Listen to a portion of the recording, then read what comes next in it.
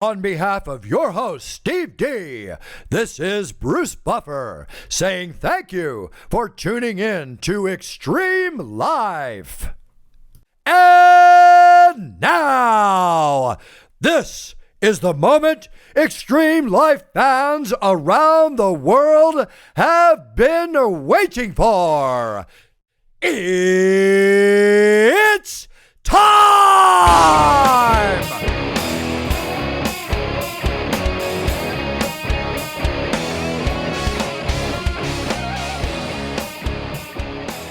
And we're live. I'm here with Idee Belau again. Did I say it right? I hope I did. You did. Right, good. I think I butchered it the first time Okay. But it's vowels, man. It's a lot of vowels. That's all right. I got a lot of them in my name too, in my real last name, but I don't share that. But anyway.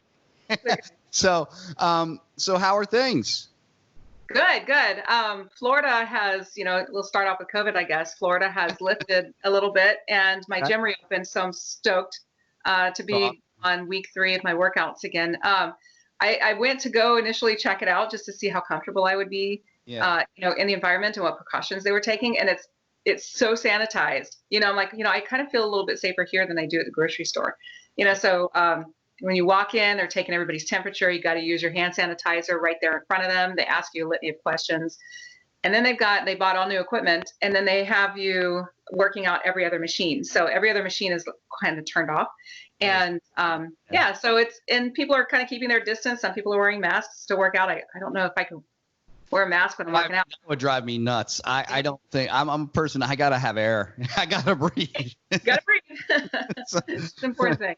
Yeah, but it's nice to at least be able to get out and have some semblance of, daily routine, I guess, and, granted, having work meetings and stuff like that does provide some sort of routine, but just being able to get that workout in a way that you're used to really makes a huge difference, I think. Absolutely. I think everybody wants to get back to normal. I mean, there's a lot of words I talk about, like frustrating words, like new normal is a frustrating word to me. That word, that itself, new normal, that terminology promotes anxiety. Yeah, it's almost like an oxymoron, right? I mean, it's new, but it's normal. It's like, how do you get a new normal? Is it just, I don't know. To me, it's like either normal or it's new. I don't know. Is that limited thinking? No, I mean, that's exactly right. I mean, I think when you start saying new normal, you get into kind of like almost like they're trying to brainwash you into thinking that something new is just like the old.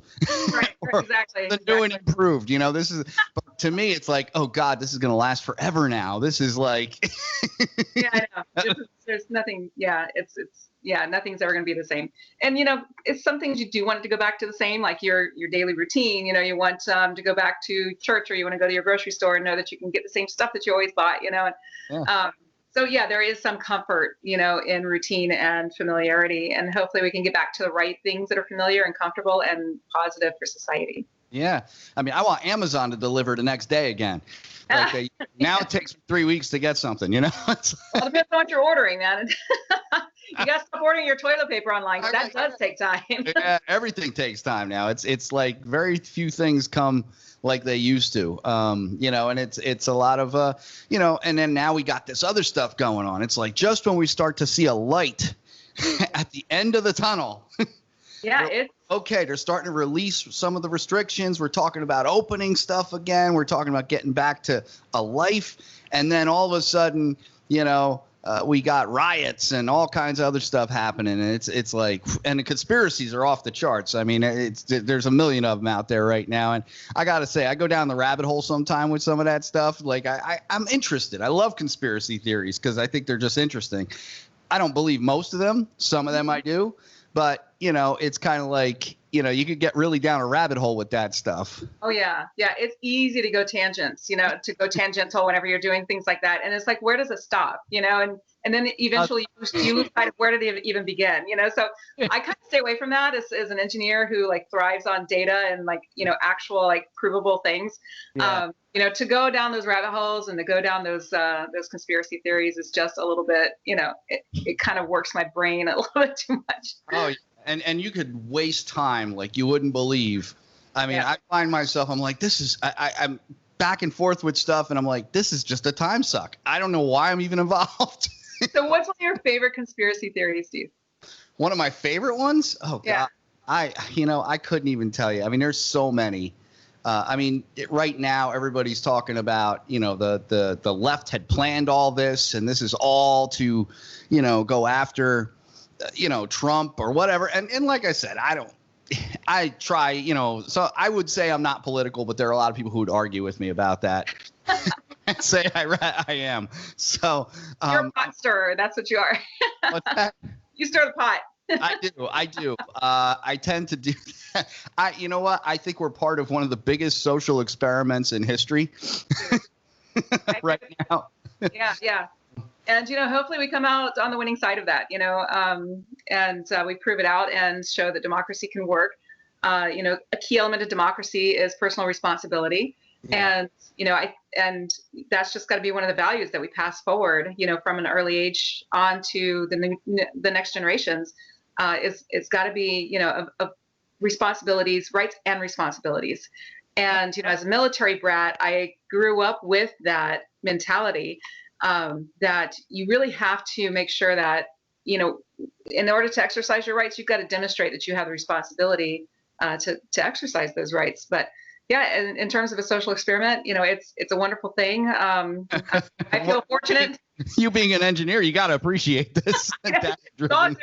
We really following a scientific method. I don't know, but I feel fortunate to at least have been born into, in this era, and to be part of this social experiment. And I'm sure you feel the same way.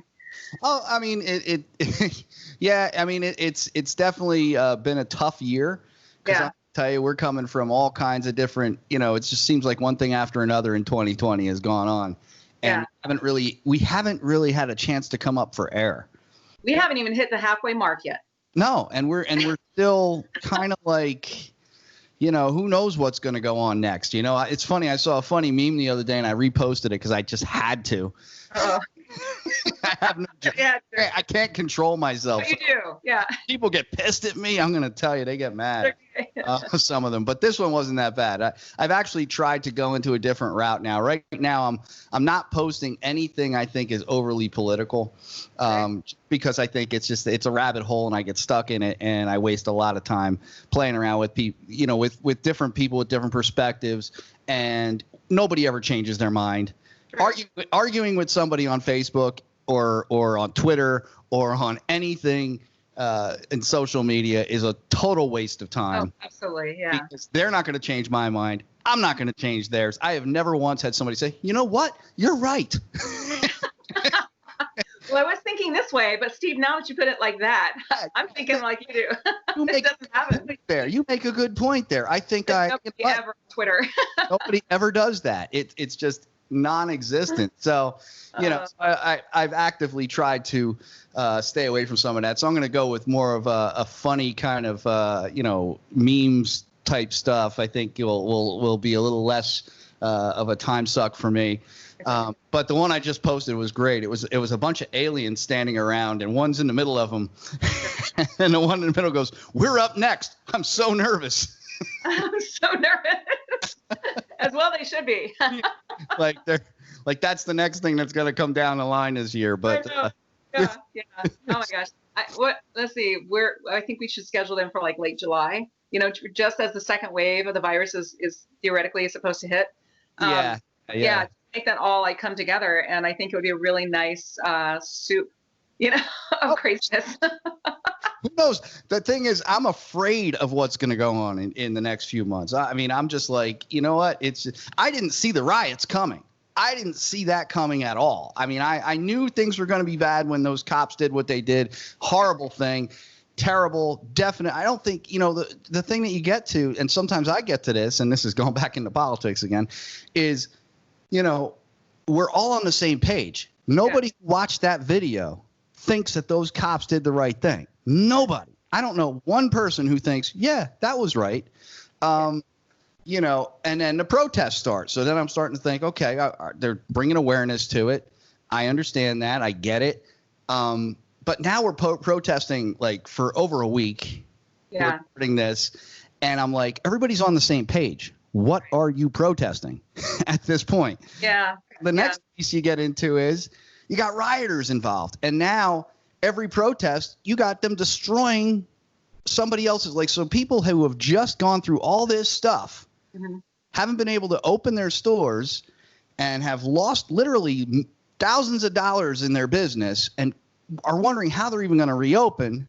Yeah. They add insult to injury by people running into their stores and stealing everything. Stealing what was there, right? And so, I tend to see the rioters and the protesters on two very different planes, two different objectives, right? The protesters, where the protesters are out bringing voice against that single act, and at the same time, they're moving towards change, right? So they want to enact change.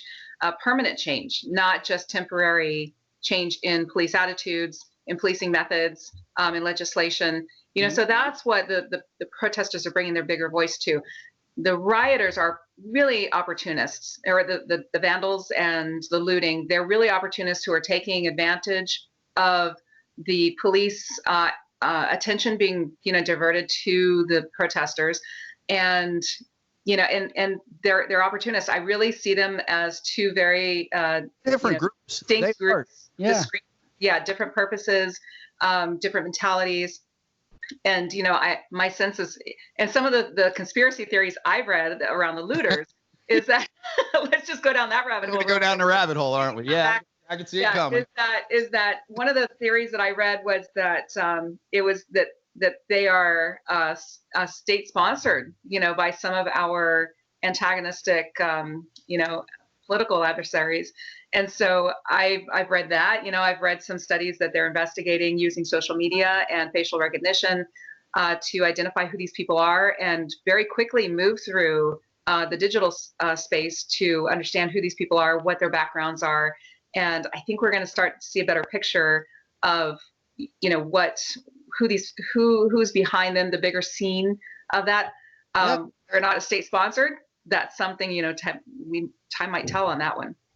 Well, it might. And you get into what you have, I think, is you have some organizations that are run by some very bad people that are inciting other people to do bad things. So you have, you have the protesters, which are generally peaceful. They're not doing anything wrong. The only thing I would say is, where did social distancing go? That's the only thing I would kind of bring up there. And now maybe we get a second wave because there's thousands of people hanging out in one spot. And that second wave might come earlier than we thought. The other thing is, so you got them, and I have no problem with them at all. I think the protesters, they're, like I said, the only thing I could say is, okay, it's been a week now. Everybody's on the same page. We all get it. And, let's try to come up with some solutions to what you think, we need to do to fix this problem. And then the second thing is, you have these people antagonizing, from my opinion, probably kids that were in their basement playing Doom a week ago in their parents'. I mean, come on. I don't know. Fortnite, man. Come on, get. Is that still even a thing? I don't know. But I don't know if Doom is still a thing or not. No, I don't know. Video game they're playing now, but they're one of those things is like, so they were probably doing that. They're disenfranchised. They feel unrepresented. And these other people are influencing them to go out and do some terrible, terrible things. And what's going to happen is these kids that are running around doing this stuff, being influenced, are the ones that are going to get hurt in the long run, because these jerks that are sitting at their computer screen telling them go do this, go do that. I know the government's also trying to see who are the ringleaders in these riots, and they're going to go after them. So I think we're going to see some arrests coming down the line. I hope we see some high-profile arrests, and I hope they do it quickly. I hope they go in and they do what they got to do, and I hope that these governors start defending some of our citizens. They're not doing anything. They won't let the police do anything. The police are targets now. They're just standing there like targets. They're not able to defend anybody. They're not defending people's businesses. And the National Guard is sitting there with their hands tied too. So it's terrible right now. Yeah, and it's applied inconsistently, throughout the various states. And granted, that kind of enforcement is applied as needed. In certain areas. North Dakota probably doesn't have as much need for enforcement application as say New York City, right? So. Yeah, so it's going to application and application of enforcement is really going to vary place to place. It's going to vary place to place. Yeah. Absolutely. Yeah, but I really feel like the protesters are being successful in getting their message out to legislators. Oftentimes, you need this repeated message, the repeated action, in order for legislators to really hear it and take it seriously, and to translate that protest action to the polls. In my opinion, I think that we have too many congressional leaders right now who are entrenched, and they make a lot of their decisions based on political expediency. How does this play out for me in the election? And that's really unfortunate, because a lot of times that type of a decision made through that lens is, not often in the best interest of their constituency. Well, you know how you fix that, right? Term limit. Term limits. Term limits. I get a chance to say that every opportunity I can. Well, why the hell do we have people in office for 40 years? What? I don't know. It makes no sense. We need fresh blood. We need new ideas. We need people that aren't going to be corrupt. Yeah. And that's if you have people with term limits, they know that at some point they're going to come back to the private sector. And if coming back to the private sector, they're going to think about that when they're making laws, when they're doing stupid stuff. They're going to think about what happens when I have to deal with this and I go back to that. Yeah. And I have to abide by the same laws that I'm putting out there for everybody else. Absolutely. And what it does is it breaks the lobby relationship. So the lobby and the industrial relationship with Congress grows to be pretty strong, over a certain number of years. And if they have one congressman or woman in place who is, giving them a longer term solid relationship, that gives them more that industry or that business more influence, over legislation that governs constituents, right? Private citizens. Yep. So I think that, for the best interest, of the private citizen, we need to have term limits. Oh, yeah. No, I couldn't agree with you more on that. I could not agree more, and it's, it was kind of funny. I keep thinking of the speech Biden made the other day. And like I said, I am one of those people. I'm not left. I'm not right. I think I'm leaning a little more right now just because of the way things are going. I'm just now on this call, or right now just during this year? just because of all the things that are going on. Okay. I have right ideas and I have left ideas. I sit in the middle, right? The problem is we got the people on the extreme sides who've got the biggest mouths running their mouths. But the one thing I thought of, I heard Joe Biden talk the other day, and he did a speech, and it's always interesting. But he, unfortunately, I feel like he's in cognitive decline. But I'm sorry, I do. I just feel like he's in cognitive decline at this point. People are going to get mad at me for saying that, but you know what? It is what it is. One of the things I am is pretty honest about stuff. And he said, I'm dedicated to making change if I get the president's office. And my thought is, he's dedicated to making change. He's been in office for 40 years. Now he's dedicated to making change. I don't know. It's like all of a sudden he wants to make change. I don't. That's literally a statement that can be taken two ways, right? He is dedicated. He has been dedicated. He is still currently dedicated, right? So that could really mean, Steve, that he has been dedicated this entire 40 years, that he's been dedicated to change. And technically he has, if you look at his record, wouldn't you say? Well, I don't know. I don't know that I would say all of that is accurate, but hey, when he was younger, he was a sharp guy. When he was younger, there's no doubt that he was a sharp guy. I just don't feel that if he gets elected that we're electing him. I feel that somebody else is going to be pulling the strings and running the show. And that's just kind of where, Kind of like with Reagan. Kind of. Reagan. He reminds me of Reagan at the end of Reagan's presidency. Bush too? Bush or W? Yeah. Well, okay. Yeah. I mean, but they're, at the end of their presidencies, they were starting to show this stuff. He's just going into it. So we're getting right. Yeah. I feel like he's fine. I know that he does have a slight speech impediment, and sometimes my sense is that that comes across and kind of shapes his message a certain way. Yeah. So, that's just something to be mindful of, I think. But yeah, I think that he's, well within his faculties and, of sound mind. And when I listen to him speak and, read some of his his work, I feel like he is pretty spot on. No. Hey, you know what? Here's the thing about this is what I love about our country and our system is we can agree to disagree. We don't that we don't have to be on the same page all the time. I mean, and we could still be friends and we could still, you know what I'm saying? This is one thing I think we lose in social media a lot. I think, there's a lot of people that if I would have said what I said and you said what you said, we'd be in a battle. Yeah.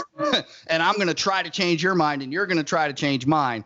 Yeah. And that's just kind of where we would end up. Yeah. So you're speaking to like cancel culture. And I don't know if we talked on this last time, but cancel culture is like whenever one person says something that kind of goes against what you say or what you believe, you might not express your counter ideas. You might just close off and go away and write that person off, and let that moment define who that person is.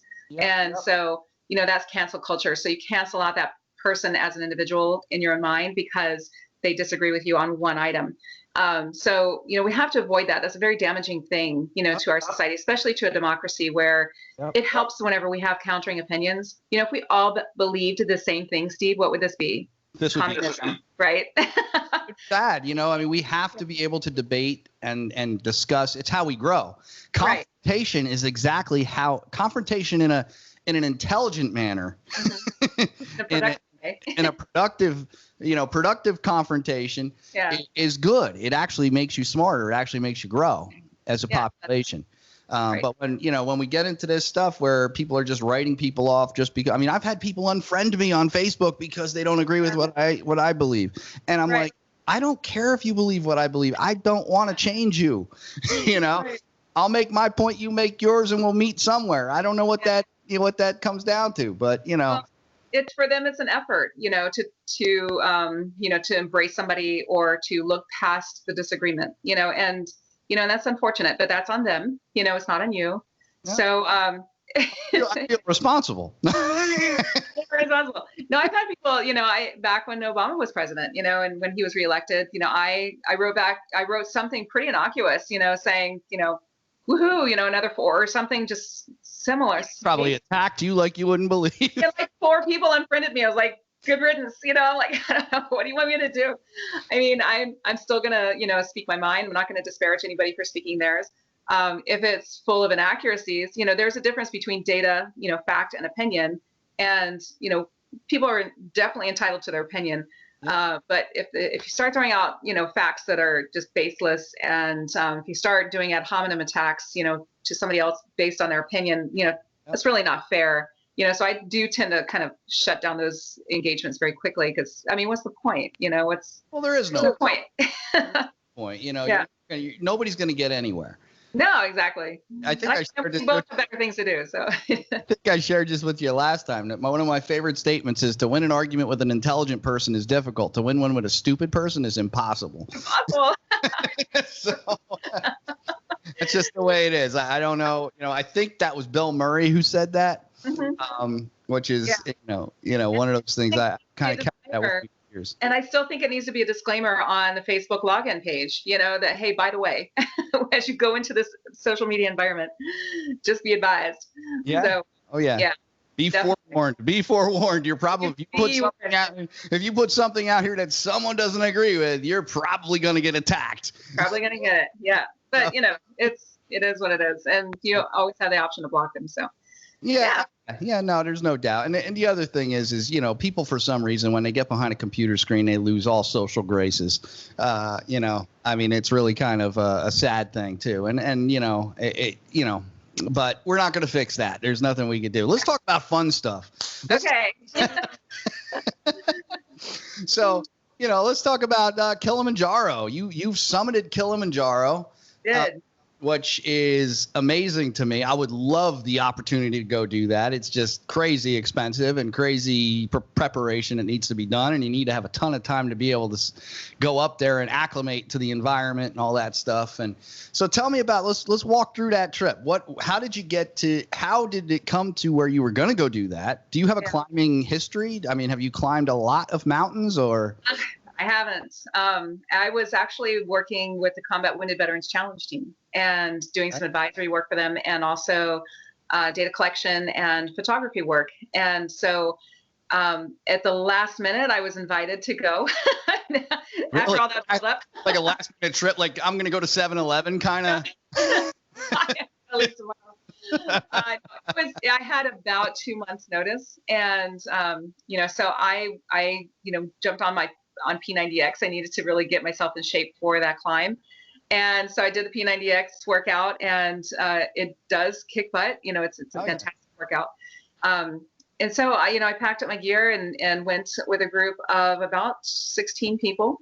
And we had a number of study subjects, and we studied the atmospheric anomalies, impact on residual limbs, and to understand. I think we touched on that last time too, but I don't think we went into the whole trip, but we touched on it. So that was the study, and we studied, at the beginning of the trail, we went in we flew into Arusha, and we stayed at the Keys Hotel for, I don't know, 3 days or so, just to get everybody acclimated. As I live at sea level, so I needed at least something. More sea level than Florida. I know. There's no mountains in Florida. I'm like 6 feet above sea level right now. That's only because I'm on the second floor. But no. Heavy wind blows and you're wet. I know. Seriously. So so I was invited to go along, and reached out to the researchers and understood what was being studied, and got ourselves together, and we all flew into Arusha and stayed at the Keys Hotel.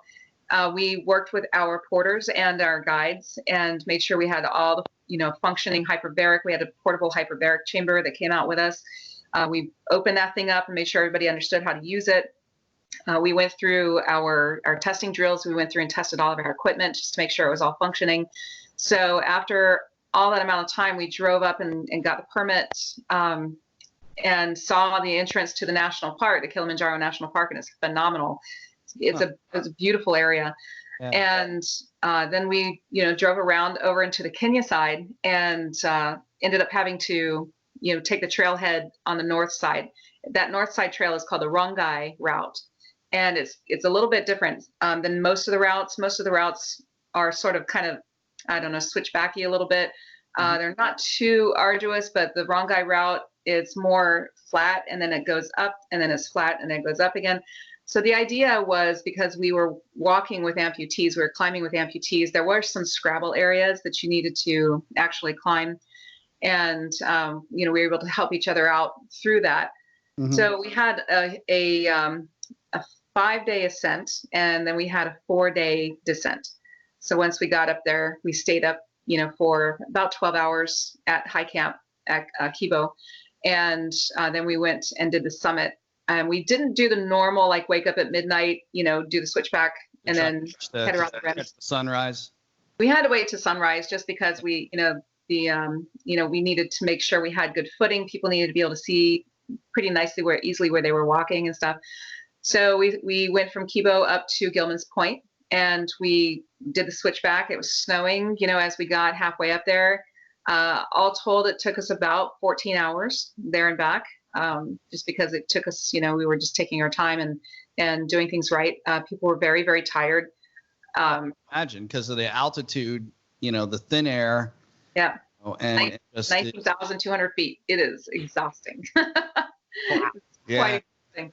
And but let me tell you, coming down though, you feel really good. You start to get that oxygen that saturation in your blood supply, and you start to feel really good on the descent. But on the ascent, it is arduous. The porters, were fantastic. They have a weight limit, that they can carry, and so they would carry up, our belongings. They would start after we left the camp, and they would, pack everything up and then, head up the trail and pass us on the trail.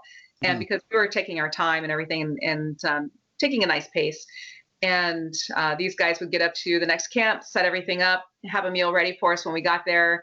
And, everybody kind of got to hang out. They'd leave you in the dust and be up there. Yeah, they were booking up there, and then they were loaded up with 27 kilos of stuff. It was carrying a lot of stuff. So at one point, you get above the tree line, right? There's no foliage that grows, and it actually starts to look like a lunar landscape. It's really amazing. And the only thing that's up there are like these big black ravens. It's a little bit of an ominous landscape that you get at this higher camps. And pro standing there looking at you. Yeah, like I dare you to go to sleep, man. Yeah. Yeah. So, but it is exhausting, and you have to really manage your fatigue so that you don't get high altitude sickness, right? And then they help you with that. They encourage you to take in like a hot cocoa drink. They give you soups and all kinds of hot foods, and are constantly, trying to nourish you. But at one point we were climbing up, I noticed one of the porters, coming by us, and that you start to learn all the Swahili phrases and stuff like pole pole, means slow down, slow, take your time and pace yourself, and jambo, which means hello, and so asante sana is a big one too, and that's thank you very much. I found myself saying that a lot. So at one point, one of the porters came past, and he was walking past us, and I also had to keep, as the person photo documenting the trip, I also had to keep kind of an irregular pace, right? I would have to kind of move ahead of the group and then stage myself and then photograph them as they were walking past. Yeah. But, so I couldn't do this pole thing. So I would get myself, I had, as much weight as I was allowed to carry in camera gear and personal gear. And I would move up ahead of everybody, and I would start to jog ahead, and I would get about 4 steps into my jog and go, I just felt like an elephant was sitting on my chest. It's like suddenly, boom, no oxygen. It was such no air up there. It's just a really strange feeling. Yeah. And so, so I would get up ahead, and I would start jogging, and I would, I got to stop, and so I just kind of quick pace myself ahead. But it's hard, it's a lot of work, and it's very difficult. So at one point, this one porter's passing me, and he's got this big blue sack on the back of him, and it looks like a big rain fly. It's kind of thin, and I could tell he's got all kinds of stuff underneath there, chairs and whatever else, and stuff's poking around. And I'm watching him walk ahead of me, and I see, like, on the back side of the blue tarpish kind of looking thing, it's a stretchy kind of tarp thing, something under there is moving. Oh boy. I'm like, what the heck does he have in there that's moving around? And it's like about this big around, right? And it's just kind of like scuttling and moving around and stuff. And I could see it. I thought, I was like, am I hallucinating? So I kind of caught up a little bit with him, and I was, and I looked back at, again, and sure enough, something was kind of undulating, like underneath the tarp, it's kind of moving around. And so I was going, okay, I got to figure out what that's about, because I was like, I know they're not bringing puppies up here. Nobody's carrying a dog in their backpack, as cute as that looks. That's not happening in Kilimanjaro. You never know, right? But so I went up there, and after we had gotten up to the next camp, I asked our lead guy. I said, "Hey, I saw some guy walking along, and he had something moving in the back. What was that?" And he goes, "Oh, that was dinner." And I said, "Oh no!" So they were actually carrying live chickens up, with us. Yeah, that's the best way to keep the meat good, right? Is to bring them while they're alive. Yeah, so they were bringing up live chickens, and we were eating fresh meat like every night. It was fresh chicken every day, right? So did they all carry chickens with them, or is it just a couple guys carrying the chickens? Or? I don't know who was on chicken duty. I don't know if it was an actual assigned thing, but. Oh, let me tell you. And then there was one guy, I know there was one guy who was in charge of cleaning out the latrines, because we also had like a toilet that we brought with us, and a toilet tent kind of thing. Yeah. And that thing required like constant maintenance, right? I mean, 16 people, like 2 women, 14 guys, 2 women. And it was a constant mess. That's a real crappy job. Well, he got the biggest tip, at the end of the day. So. Pretty good. Poor dude. You better tip him good. Yeah, I tipped him well. So that was an interesting little bit. But yeah, they really encouraged you to constantly drink the hot cocoa, and they had the soup, and it was like every night, and I'll never forget the taste of it. And if I could find it here in the States, I would definitely get that soup mix. Anybody that's been to Kilimanjaro has the cream of ? Soup, right? So the first day it might be like cream of carrots. The second day it might be cream of broccoli. The third day, cream of cucumber. Fourth, so it's, for 10 days, you're having this cream of something soup as an appetizer. And you start to, at first you're like, this is really salty. I don't really care for it. But after a while it grows on you, and you really start to crave it after some time. I don't know why that is, but it's really good. Salty for a reason too, because salt is good for you to retain water. Yeah. Up at, especially if you're up at altitude and you're losing water like crazy. So they probably have that much salt in it to help you acclimate to the high altitude. My guess. I mean, that's just, thinking from a physiological standpoint. Yeah, that could work. The coming down though, you come down off the mountain and it's pretty cold up there. As you're coming down, you quickly move into some pretty warm territory. Down the base of the volcano of Kilimanjaro, and it's it gets really hot really quick. You get into this really kind of high altitude rainforest kind of looking space, and it's beautiful. But you're just like ripping layers off of you. It just gets like soupy hot. But it's an amazing experience, and I can imagine. Yeah, I would love to go do that. I would love to go climb a mountain, go up there and now. Quick question. Now, do you guys use oxygen at all when you're up there? Is there any of that stuff? I mean, because we've all seen the movies with Everest and all that stuff, and right. them going down for and that kind of stuff. Is it anything like that, or was it very different than that? I mean, I know it's not as tall as Everest, but yeah, we had some. I mean, given that we had folks with some health challenges with us, we did bring extra. We did bring oxygen. We did bring, all of the required medical supplies that we needed. Mm-hmm. But, for the most part, people don't really need oxygen whenever they're climbing Kili. It's about, like I said, 19,000, feet altitude. Yeah. So it's not as high, and the air is still very thin, and you really feel it, and it does definitely impact you. But as long as you take your time, acclimatize, whichever side of the pond you're on, that'll make a difference. I usually start to get like altitude headaches and everything at about 9,000 to 12,000 feet. I can start to feel the headaches and start to feel the fatigue.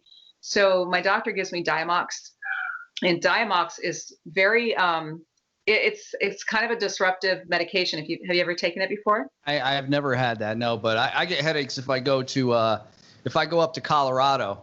Yeah. Yeah, okay, right. Up to Boulder or any area like that. Yeah. You're up a mile and above sea level. So you get you air's thin and it takes a few days to acclimate, and if you don't drink enough water, that's you gotta hydrate. That's the cure for everything. You a military brat, you should know that, right? I do know that. You can survive 30 days without food and like 3 days without water. So drink more water. That's the cure for everything. Yeah. And the other thing is what are you injured or are you hurt? Because if you're injured, go to the medic. If you're hurt, everybody's hurt. Shut up and keep going. Oh, that's a good one. I hadn't heard that one. That was Air Force. Yeah. So everybody was hurting on Kilimanjaro. But it's only one person was injured. So oxygen not required generally, but the Diamox, what it does is the way that it affects me, and there are a lot of anybody can suffer side effects from anything, right? It just depends on your physical state and how things impact you. So the way Diamox affects me is it gets my ears ringing, and it keeps me from sleeping well. And there's so much tingling in my extremities, my hands and my feet, that it actually feels like somebody's tickling me. And so I'll sit there. If I stay still too long, I'll start laughing because I feel like somebody's like literally tickling my feet. You got basically neuropathy from it. It's crazy. It sounds like you're getting like some nerve issues over the medication, and some medications cause that. So So I had to, it got so bad that I couldn't sleep. It would wake me up. And so when you're at altitude like that, you need your rest, and we were sleeping in conditions that were so the air is so thin up there. Like I would lay out, I was in charge of all the GoPro cameras and all that. And I would lay out our charging kits, which are solar panels, and charge up all the batteries and everything. And even in a 2-layer tent, the UV up there is so intense that the UV would penetrate the tent and still be able to charge those solar panels. Ow. That's amazing, right? Yeah. So each morning, and it got to be so cold some nights, each morning we'd wake up in the condensation. Arlene, my tent mate, she and I would wake up in these little two-man tents, and there would be like this ice layer on the inside of the tent. Wow. It was pretty cold. It got to be cold up there. But you learn how to go days and days without your creature comforts, knowing that one day you'll get back to a hot shower and unsalted foods. So from beginning to end, how long is the trip in general? Like, how long was your adventure? Our time on Kilimanjaro was 10 days. Okay. So, and then we took, safari time after that. So, which was really nice, kind of nice to get out into the crater, Ngorongoro crater and Lake Minyara. And where else do we go? Lake Tangier. So it was really, really beautiful area, and I imagine to go back. Yeah. So, I was actually slated to be in Kenya for all of June of this year until COVID hit. Yeah, I killed that one. So it's okay. It'll happen. You'll get there. You know, we're all just on pause right now. I think 2020 is a wash for everybody. Honestly, I think anybody I know who does expeditions, everything in 2020 has been put on hold. And 2021 is a question mark. Right. That's the thing. The only thing I know for sure is I'm going shark diving. That's all I know. No, I did about 2 nights ago. Well, about last Friday, I went out on a blackwater dive. Have you done those? Yeah. Yeah, off of West Palm Beach. It was a great shout out, walkers. I've never done a blackwater dive, but I've done a lot of divings out in Florida. So, I mean, explain just so people know what a blackwater dive is. Well, before we pivot to blackwater, can I show you 2 things I brought back from Africa? Sure, I'd love to. I always love the things you bring on the show. So. Just show and tell, right? It's like Christmas for me. So. So one of the things I always try to collect when I'm in country or on expedition anywhere is a mask, right? Mask and actual artwork. And so the mask that I brought back is from the Maasai tribe, and this is the mask that I brought back. It's a beautiful lightweight wood, and it actually has these amazing tusks on the side here, these beads. You can tell that's the real deal too, because it's not like, because I tell you what, I go to a lot of places, I go to a lot of islands and stuff, and they make a lot of things, but you can always tell, like they always say, oh, this was made here, but then you go to the next island and it's the same exact thing, and that doesn't look like anything I've ever seen. Yeah, you can tell by the chisel marks and how it's finished and everything else, but this is one of the prettier masks that I hang up on my wall. It's pretty big actually, but I loved it. Great beads. And then the other thing. What's the story behind that mask, though? What's the story as far as where does it? You said it was part of a tribe. Which tribe made that? This is a Maasai. Maasai. Okay. All right. Yeah, I missed it. All right. Yeah. They're the only tribe that I really interfaced with while we were there, and I got some photos with people, warriors and stuff. And then another thing they do is they sell some like tourist trinkets, right?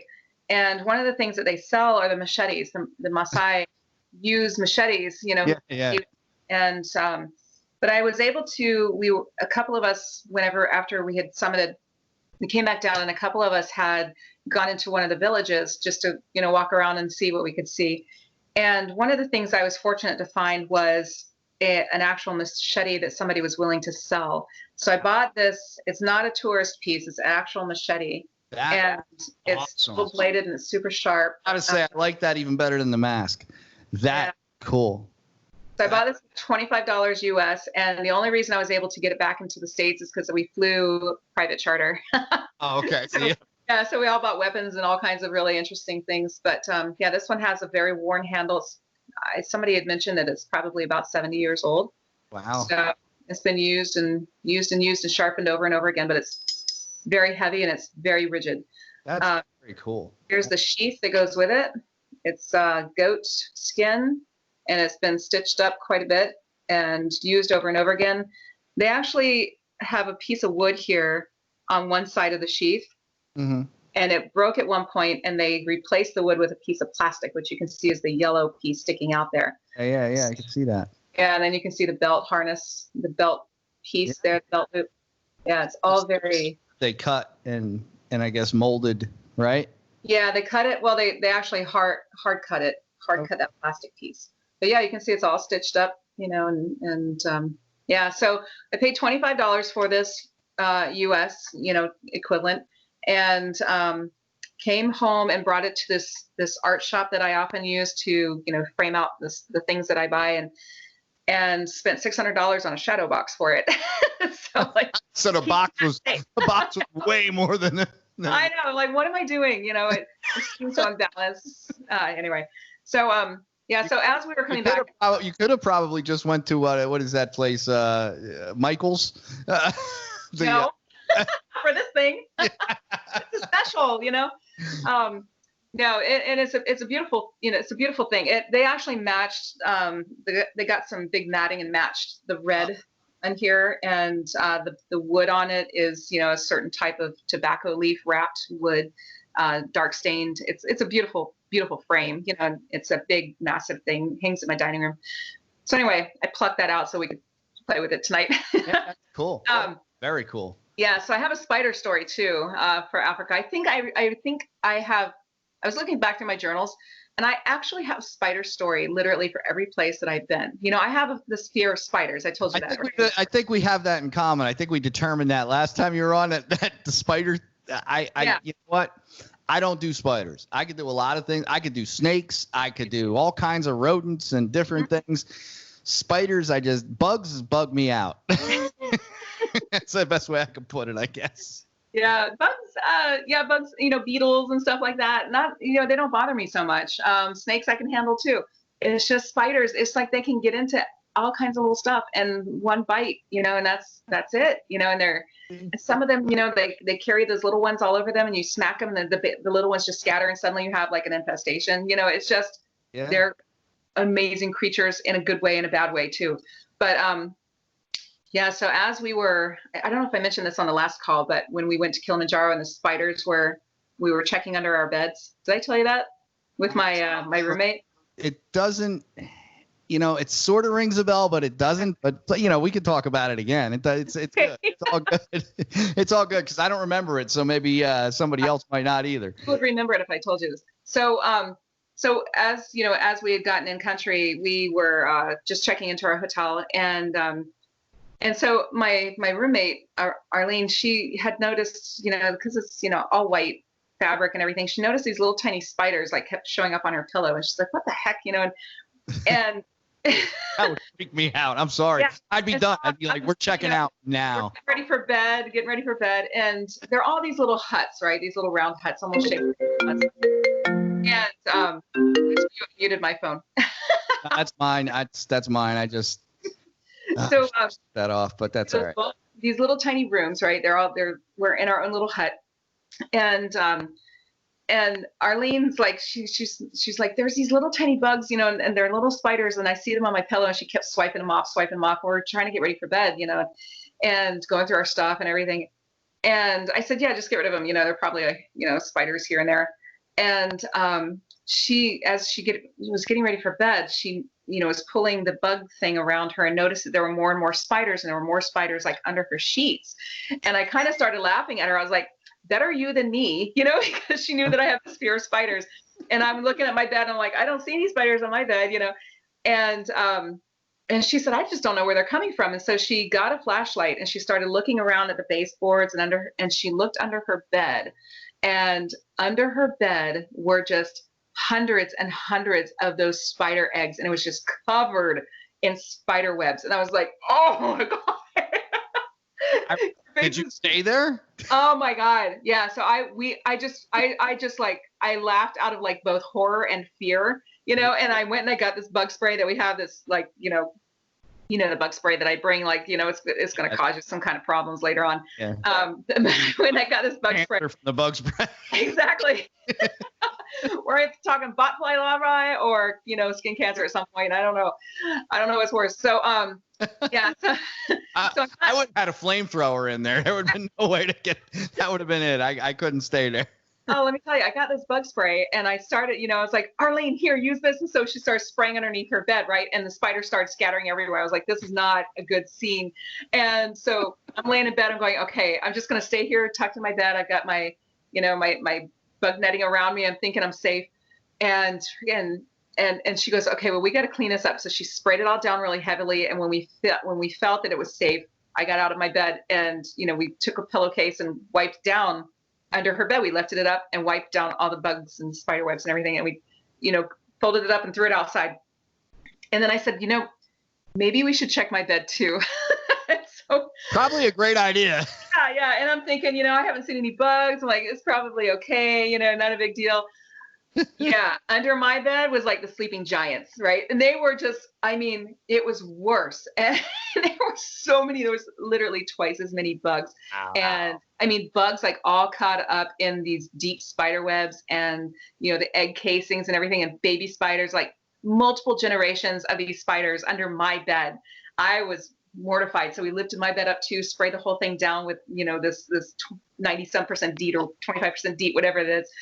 And then we went ahead and wiped it all up. It was such a mess. And the rest of the time, the 4 days that we stayed there afterwards, I was not comfortable sleeping at night. Yeah, no, I wouldn't have been able to stay. I would have had to leave. There's no way. And I can't even imagine somebody before you stayed there. I know. And I don't know how they did that going on. I'm like, who lives like that? It creeped me out. But, I was like, lesson learned, there's going to be bugs on this one. So, yeah, so if mosquito net is my friend. I do a bug check. I'm pretty big on bug checks. Yep. Happy to go anywhere. I check my shoes, check my socks. I keep everything in Ziploc bags. It keeps the spiders out. That's the thing that I'm worried about. Well, that's the fear. That's the fear I have. Whenever I go someplace, I'm always looking in my shoes because them little suckers will crawl in there. Next thing you know, you're getting bit on your foot. Yeah. I got bit once by a brown recluse. How'd that go? In New Jersey. It ate some of my skin away on my finger, basically, is what happened. And it's. Did you feel it at the time it bit you? Yeah. Not at all. I just noticed this thing on my hand. Yeah. And I was like, it just kept getting bigger and bigger, and it turned into a hole. And I'm like, what the hell happened? And I went to the doctor. He says, that's a brown recluse bite, and he did some stuff, whatever. I don't remember what the hell he did. He wrapped it and did all kinds of stuff to it, gave me some stuff to take. And that was the end of that. You don't want to go into how they have to debride and clean all that stuff out? It leaves like normally if they bite you like on your flat skin, they have to cut the skin away. Yeah. Yeah. So they have to clean out all that necrotized skin. Yeah. Because underneath, it's gross. It's nasty. Yeah, it was not fun for me. It's healed up very, very well at this point. Good. I think because I caught it so fast. Because once this thing started eating away at my skin, I went right to the doctor. As you would. Yeah, I'm like, but I've known people that haven't, and it's gotten. Yeah, because New Jersey, we have brown recluse spiders here. Yeah. Generally, if you stay out of dark, cool places, you'll probably be okay. But that's where the problem is. So like whenever I open up like my shed, I open it for a while, let the light get in there, let it breathe for about 25 minutes, and go in because I don't want to get nailed by one of them suckers again. And most spiders are harmless. Most spiders aren't going to hurt you. I mean, they'll bite you and you'll just get a little bump or whatever, and that'll be that. But yeah, it freaked me out because I never even knew I got bit. I didn't know I got bit until I went to the doctor, and that's what they told me. Well, I thought I had some kind of disease. I was like, what the hell's going on? They're nasty. And that's the thing. You just don't know, that you've been bit until it starts to manifest in a really nasty sore. So yeah. Almost lost their leg because of one of them things because it just kept eating away, and then they didn't go to the doctor, and it just became a big hole in the. And they still got this huge hole in their leg. Oh, poor soul! Oh my gosh, I feel bad for him. No, it can be really debilitating, and I mean, brown recluse is not even the worst of them. No, there's much worse than that. I think they're the worst we got up here. Mm. And to me, that's still, something like that bites you on the face or something like that, you got a problem. You got a problem. I like to have my face with no holes in it. Exactly. It's usually not like that. Maybe I'm a little vain. I don't know. But that's just how I see it. So in Florida, we have brown recluse, and they do tend to get pretty big down here. And we also have black widows. Black widows like to live in like the ground covering, ground ivy and stuff that, people put in their landscaping. And so those little black widows can get all over the place, and you have to be really careful. Even if your dog is sniffing around and something, and little black widow can tag it on the nose, and it's gonna feel it. It's gonna have some problems. So spiders, man, they're no joke. They're no joke. Much respect. There's some things out there that can hurt you. There's some things out there that can really hurt you. You just got to be really careful. And I think the lesson I learned from mine was just go as quick as possible when you see something like that. Yeah. just go get checked out. I mean, I actually, a friend of mine just told me a story. He lives in Arizona. His dog got bit by a rattlesnake. Wow. And, or some kind of snake. I don't know if it was a rattlesnake, but it was some kind of snake. But it cost him like $1,000 because of the antivenom. Yeah. Is incredibly expensive, you know. So it's either the dog dies or get the antivenom. And he did the same thing I would do. The dog ain't dying. I'm gonna. Oh yeah. You know, they hold you hostage there, but yeah. But that stuff's not cheap. So it's the only cure for that kind of stuff. So you know, it's a bad thing, you know. So yeah. Well, I hope his dog's okay out of that. But yeah. Fine, dog's fine. This was a few months ago, but the dog, you know, the dog's fine. Yeah. But it's not a, you know. Yeah. It's, anywhere I go, man, spiders. That's the first thing I do is check. You know, I told you about the one on the last one that jumped on me in the Amazon. Poof, you get that. They've got some really big tarantulas down there. The nice thing is you can see them. You know, there's the little ones that you got to worry about. Yeah. So they're actually more deadly generally too. So. Yeah, the smaller ones are the really nasty ones. Same with scorpions. But yeah. How are things? Because you're an explorer and you're actually a board member of this Explorers Club. Yeah. And you know what's going on with the explorers these days. I mean, I know you're down in Florida and you guys are pretty you're all over the place. I mean, you got members everywhere. We do. So I mean, any news from the Explorers Club? Anything good going on? Anything cool happening? Yeah. Well, we have just in the last couple of months finalized a sponsorship with Discovery. So Discovery Communications and Discovery Channel. So they have opened up and generously given us funds for grants. And so we've opened up a grant process whereby, people can apply for a grant and hopefully align with Discovery in some form or fashion to have their expedition gain publicity and, public awareness through Discovery's network. So yeah, it was pretty exciting. That's a really big thing. Our annual dinner, which is normally in March, had to be postponed. We tentatively moved it to October. Okay. We were to have Dr. Jane Goodall there, and that's cool. Yeah, and Paul Simon was to sing, and so we've had to, postpone all that. We're still grappling with, what's to come. We don't know if we'll be able to actually do it. So we're trying to reshape that out. There's conversations happening to figure out how to manage that. All right. Well, it sounds like you guys will figure it out because you guys, you're resilient, if anything else. I mean, that's the one thing about explorers I do know is, the resiliency. I know New York for their annual dinner, what was it, last year, the year before that, had Robert De Niro come speak, and they had who the hell was it? An astronaut. I can't remember. For some reason, his name is not finding my head right now. Buzz Aldrin. Yes. We have Buzz actually is there quite a bit. Yeah. Yeah. So he was speaking. Yeah. So there's a lot of good stuff going on with the explorers and stuff. So, I'm going to have to come visit when I come down there. Yeah. When you come if you get up to the Upper East Side in New York, you can come to the headquarters. And if I'm there, I'll show you around and give you a tour of the facility, of the place. And I'd love that. Yeah. Show you our members only areas and, we can have a drink at the bar and it's a special place, Yeah. Oh, another good thing that we have opened up is, we've always had like the Explorers Club items, right? We have hats and lapel pins and mugs and all that stuff. And but we've just opened up like an official online store thanks to one of our very savvy board members who was able to work with the staff to, get some really fantastic items out for sale. And I mean, they're shipping worldwide now. There's it's not all of it's open to the public. Some things you have to be a member to buy. But by and large, you can actually buy a lot of the Explorers Club stuff now, which is kind of cool. It's really nice store.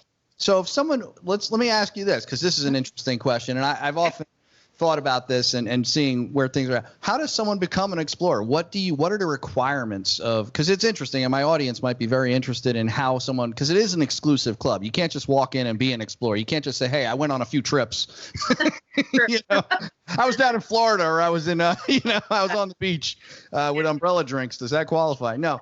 Not it does not qualify. There are some specific set of instructions that you have, or requirements that you have to be an explorer. So first thing you got to do is define exploration, right? So what is exploration? And one of my favorite members who's passed on not too long ago, you might remember Mutual of Omaha's Wild Kingdom. Mm-hmm. for a Southern girl to say, Mutual of Omaha's Wild Kingdom. Jim Fowler, he was the guy who would, go wrestle the alligators, and he was one of the co-hosts. And so Jim Fowler was a member of our club and for a long time, and was often in the clubhouse, gave insights and wisdom to the membership about, what is exploration and that. And so I prescribed to his theory, his notion of what is exploration. And exploration is really, going out and doing the hard work to understand a bigger question and to answer a hypothesis, right? And not just to satisfy yourself, but to help expand mankind's body of knowledge. So anybody who has undertaken that type of endeavor, mostly in the field, will, likely not necessarily qualified, but, definitely consider applying if field scientists who go out and are understanding, climate change, or understanding, Earth dynamics, or any type of field science, field research, is definitely the type of thing that the Explorers Club looks for in its membership. They prefer that the highest levels of members and fellows, and fellows have been published in their field, and to some degree, and members have undertaken expeditions and activities that qualify them for that level of membership. It's usually a breadth and depth of exploration activities. So it's more than just going on one expedition. You're usually going on a body of work is what you're looking for. It's a full body of work. It's a full portfolio, things that you've accomplished in your life. So, so generally, our membership, includes people who have done some, pretty amazing things in exploration and contributed widely, to our understanding, mankind's understanding of the world and of ourselves. Somebody who's just going out for personal enrichment, that is not necessarily a qualifying element or activity. Yeah. So there's a differentiator there. And if someone's going out just to have fun, then that's not going to get them into the Explorers Club. If you're going out with a specific purpose, it sounds like, and you're doing it a number of times, right, to benefit some type of scientific knowledge, or further some type of scientific knowledge, based in exploration, exactly, that would probably qualify you to at least be considered. Right. Doesn't mean you're getting it. Just to be considered. And because you have to also be sponsored by 2 active members of the club. Okay. So and it's a little bit of a process. So you find your sponsors. The sponsors do prefer to know the person individually and very well. Yeah. And there's an application that needs to be completed that goes to the membership committee. Membership committee reviews the application and makes this recommendation to the board of directors, and the board of directors then decides to, through an election process, on who is brought into the club at what level. Yeah. So, no, that's a little bit of a process. And it should be. I mean, as well, it should be, because it's, it's one of those things where, it's a highly regarded club. It's a highly regarded, you have a lot of really amazing members that belong to that club. And of course, it gives you access to a lot of exploration opportunities and things like that. And that's something you just don't want someone who wants to go on vacation involved in. Let me tell you, expeditions are not vacations. Yeah, that's what I tell people all the time. I mean, if you're going on vacation and it requires you to take a certain medication, that's not a vacation. Yeah, no, that's definitely an expedition. And if you got to get shots to go on a certain vacation, it's not a vacation. Okay. Vacations are nice. They're a lot of fun, and you should go on. But people should go on vacations and take time for themselves. But an expedition is actually what you're going out with a purpose. You're going out with a scientific endeavor to do something, not just kind of hang out and have fun and drink margaritas. It's not a matter of fact. I mean, there is that element to some extent, sure. To some degree. Yeah, but it's not, the biggest part of the trip. And it's usually not margaritas, but it's something. So, usually something that's been brewed locally, or you can't pronounce. Is it a quarantini? Because that's a new term I just heard about. A handwritten label, of some sort, and you're like, this is moonshine from some kind of tree bark, there's interesting terminology that's come out due to this COVID crisis. One of them is one of the new words I've gotten was quarantini, which is people who are drinking martinis in quarantine. Okay. Taking that, put that together. And then there's virtual happy hours and, all kinds of. Really, I researched a ton of different words because I got to do a presentation in a couple of weeks, and I'm trying to get my hands around what this is actually doing to people, as far as trauma is concerned, because that's actually my field of focus in this. True. What addiction is going to do as a result of the COVID crisis in relation to trauma. Right. So, because it's a traumatic event, and people who suffer with addictive illness are often have been traumatized in some way and experienced some type of trauma in their life. And being people who have been traumatized are likely to become traumatized again. How is this going to affect what we know about informed treatment? Trauma-informed care. So there's some questions that I'm doing a lot of research on right now just to make sure I have my facts together and get that out there. But But it's here's the thing. It's always fun talking to you. I'm so glad you're on the show. I mean, you're now a regular. You've been on twice.